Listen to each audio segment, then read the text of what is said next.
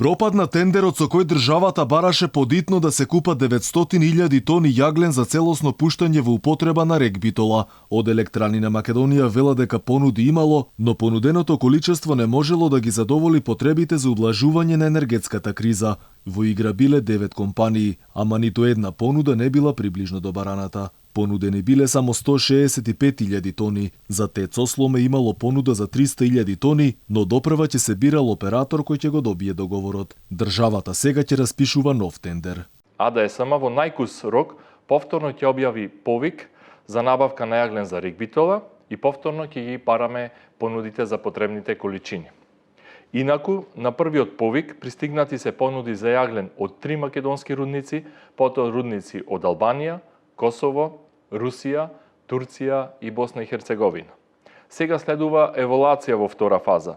Односот ќе се направи техничка, комерцијална и економска анализа, проверка на потребните количини кои треба да се достават и потоа одлука за избор на економски оператор. Што конкретно сега ќе се случува, надлежните не конкретизираат. Она што е очигледно е дека на државата и недостасува јаглен за да се задоволат потребите во зимскиот период. РЕК Битола задоволува само 2/3 од потребите, но само ако е целосно пуштен во погон. Дали новонастанатата ситуација ќе значи и проблем, засега е нејасно. Но она што е јасно според упатените е дека државата го преспа периодот во кој беа евидентирани потресите на светските берзи, но и алармот кој уште поодамна го вклучија и домашните експерти. Дел од нив веќе критикуваат дека ургентната набавка е задоцнета, со што се потврди и со денешната објава. Реагираат дека е крајно време државата да почне да инвестира во домашните капацитети. Ова е се тенденциозно, злонамерно да се уништи стопанството во Македонија и да се продаде Македонија на барабан или да се подели меѓу комшии. Пред 4 години имаше тендер да се гради, да почне Чеврен.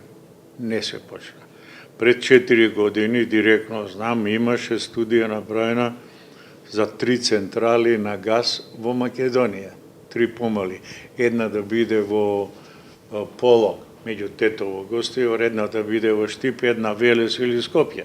Лудош носат мазут во Битола, а имаат таму кај што може да работи у Неготино. Да зборам понатака. Инаку цената на струјата на светските берзи во меѓувреме порасна за дури 4 пати и достигна до 200 евра за мегават час. Откако снабдувачите почнаа да ги раскинуваат договорите со компаниите, владата најави дека со интервентната набавка на јаглен ќе се обиде да им помогне, но барем засега сето остана безуспешно. Кога точно ќе се распише нов тендер за набавка на јагленот, од Електрани на Македонија барем засега не прецизираат.